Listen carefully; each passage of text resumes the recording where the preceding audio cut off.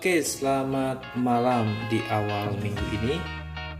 Berjumpa lagi dengan Bapak Adegus di vlog rumah kedua di edisi Tamiya atau mini family.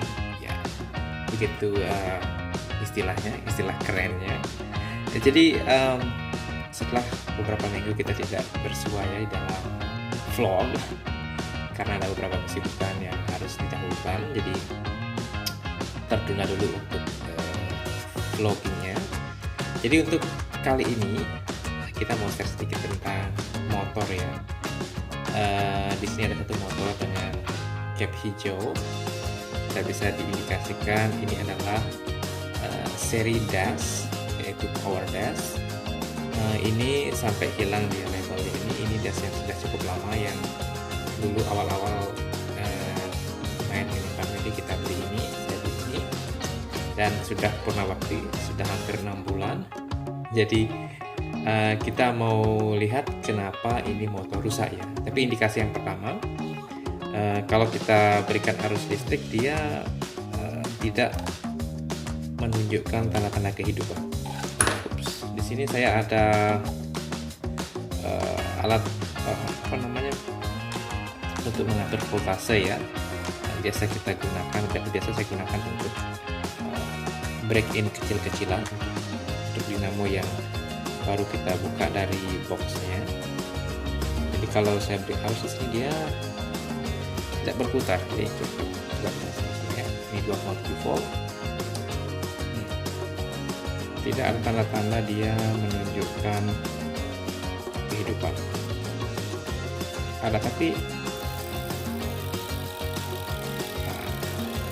oke, seperti itu. Daripada nanti ini motor tidak bisa diperbaiki, lebih baik kita akan coba buka capnya. Kita akan menggunakan metode coak untuk melihat dulu bagaimana kondisi dalam dari dinamo ini. Oke, saya akan menggunakan tools ini untuk mencoaknya agar lebih rapi dan lebih mudah untuk melihat dalam. Oke, kita akan sambung lagi sebentar setelah kita coak dengan tools ini. Oke, kita sambung lagi setelah kita coak tadi. Kita mendapati kalau kita lihat ya, aduh kotor banget ini.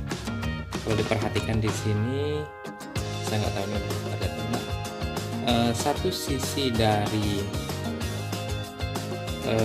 brushnya sudah putus ya. Jadi ya, kita lihat mungkin sedikitnya.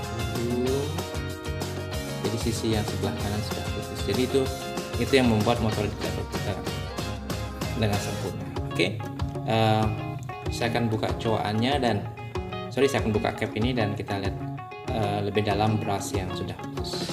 Oke, ya, untuk membukanya simple, kita cukup menggunakan obeng seperti ini. Kita masukkan ke dalam dinamo ini, kemudian kita tekan untuk membuka cap. Terlepas dan kita bisa melihat dalaman motornya. Sangat kotor. Satu sisi sudah putus dari brushnya. Sekarang kita perhatikan untuk yang ini merupakan gulungan dari si power dash ini. Jadi sebelum kita lakukan proses amplas dengan menggunakan amplas 5 grit 500 ini, untuk mengamplas bagian permukaan dari kontaktor head ini, saya akan bersihkan dulu ini dinamo menggunakan larutan Zippo untuk melepaskan semua grease-grease minyak-minyak yang ada dalam dinamo ini. Oke, kita akan sama lagi sebenarnya. Oke, kita intip lagi ya. Jadi ini dia. Jadi ini brushnya yang sudah putus. Jadi ini menggunakan brush batu dan sudah putus. Oke. Sambil kita mengganti brushnya, ini sisa brushnya yang sudah putus ya. Kita lihat separuh sudah hilang. Nah, ini capnya kotor banget. Saya akan bersihkan dulu pakai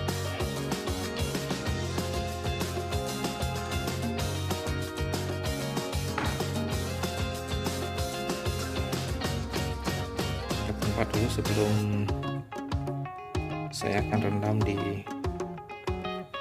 Zippo bersama dengan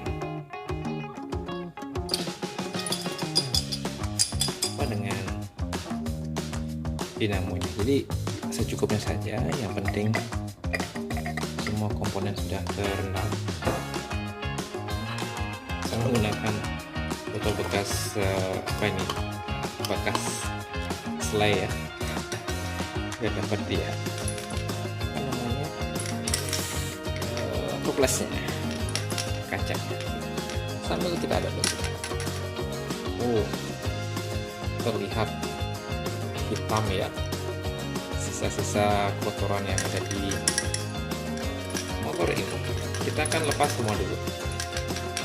Kita shake sedikit, kita aduk sedikit biar lepas semua.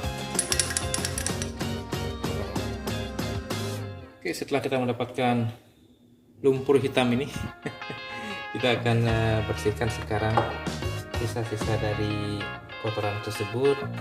Saya menggunakan cotton pad di sini untuk membersihkan sisa-sisa kotoran yang ada di tabung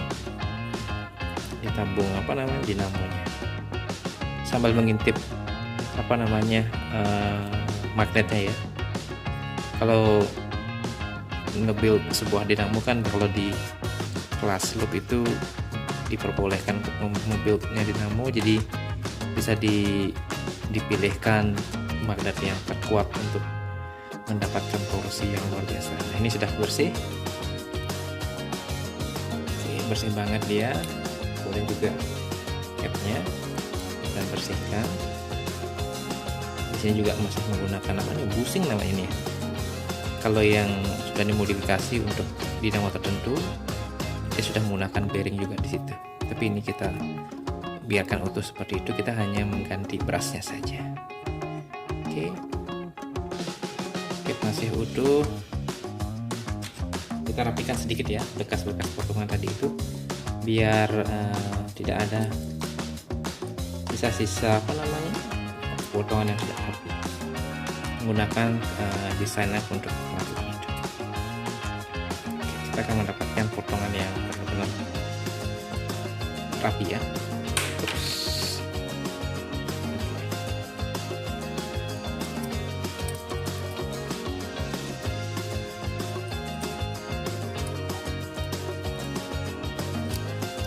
Bagus. Oke. Nanti tinggal kumparannya. Oke. Kita pastikan tidak ada kawat yang lepas ya. Kalau ngelupas nanti dia jadi short deh. Jadi dinamo jadi panas dan tidak menghasilkan rotasi yang bagus. Oke,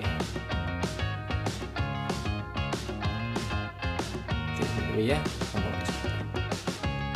Sebelum saya melakukan amplas sedikit di permukaan kontaktor headnya ini, saya akan lepas dari ujung ini, ada ring ya, ring tipis banget.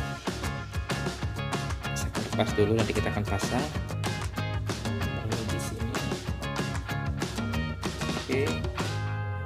Kita akan amplas sedikit permukaan dari kontaktor head ini biar dia mengkilap lagi. Saya menggunakan amplas 500 untuk itu ya. Ini simple. Oh ya, sebelum itu saya akan menggunakan ini ya. Ini bukan sponsor ya, Trinity untuk menghaluskan permukaan dari dari head.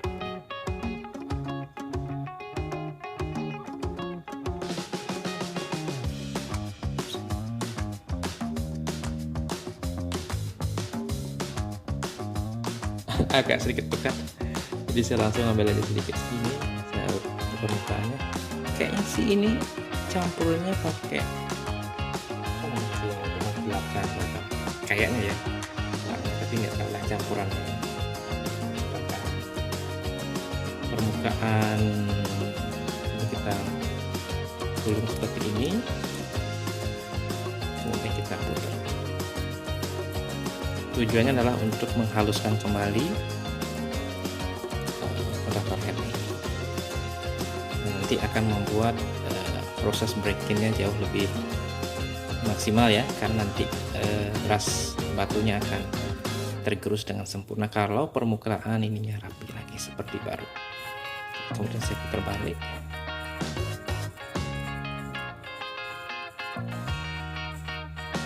Oke, kalau diperhatikan ada guratan-guratan itu ya, kita akan coba buat semaksimal mungkin agar guratannya menjadi rata. Saya akan pause dulu sebentar, kita sambung lagi. Ya, hampir rampung saya menggerusnya. Oke, sepertinya sudah ya. Kalau kita gelap sedikit dengan tisu, kita akan mendapati kontak warnanya yang benar-benar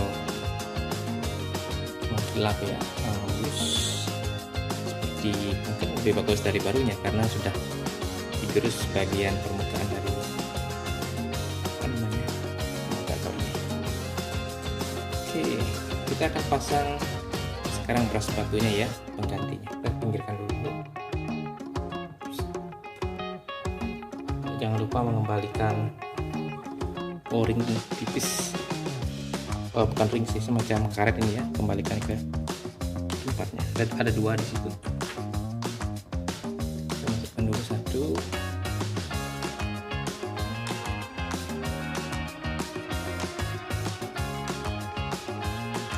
Oke,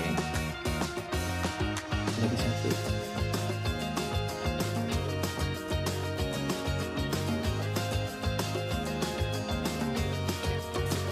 Masuk sempurna ya.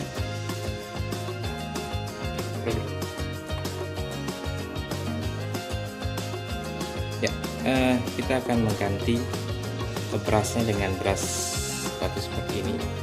Saya lupa berapaan sebenarnya harganya ya. Jelasnya nggak mahal kok. Untuk keperluan kita main-main ya, jadi itu masih oke lah. Event pun untuk event-event fundraise itu masih ada regulasi yang memungkinkan diizinkan untuk mengganti beras. Ini karena keperluan untuk fun ya, untuk edukasi aja, kita akan mengganti dengan beras yang sama, beras batu juga. Saya akan masukkan ke sini, simpel aja. Oke, sampai masuk sempurna seperti itu. Sekarang saya masukkan untuk ini, masuk terlebih dahulu. Masukkan separuh. Sip. Baru kita akan masukkan ke dalam beras. Ini butuh tangan dua, jadi saya pause dulu sebentar. Oh ya, saya hampir lupa tadi, karena kita mencongkel tadi ya, jadi otomatis permukaan tabung ini salah satu harus kita luruskan agar memudahkan nanti untuk proses memasukkan dinamonya. Memasukkan gulungannya.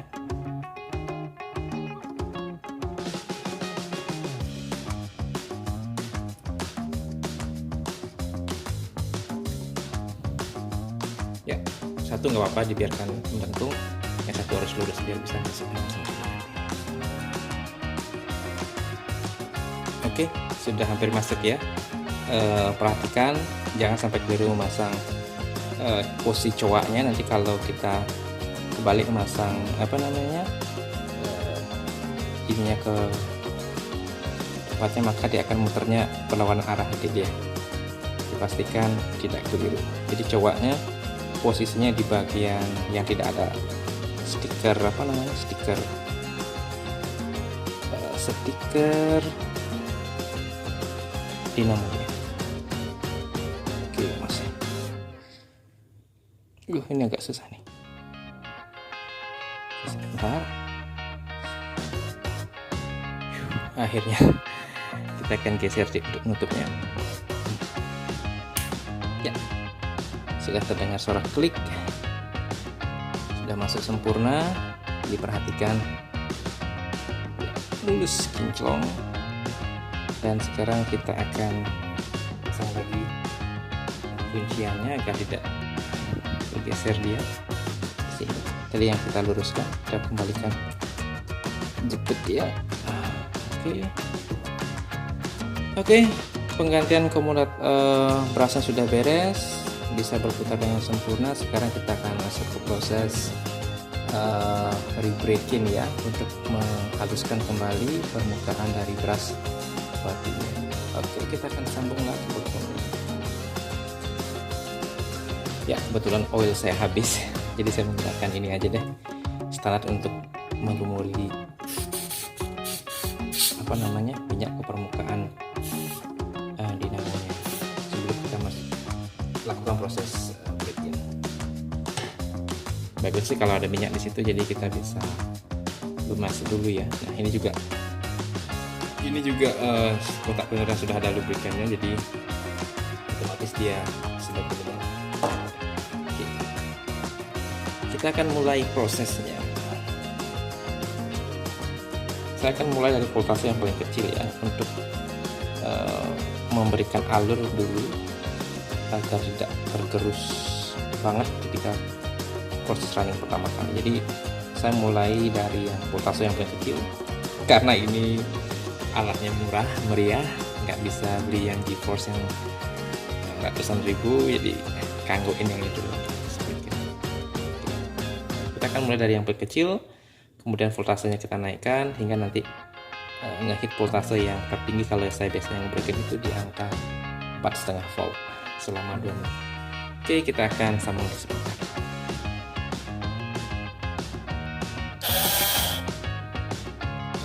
Oke, setelah kita melalui proses break-in tadi dengan kombinasi 1 volt di 5 menit, kemudian 2 volt di 3 menit, dan juga 3 volt di 2 menit, itu dilakukan kiri kanan ya arahnya, biar kedua sisi brush itu sama. Dan ini sudah selesai.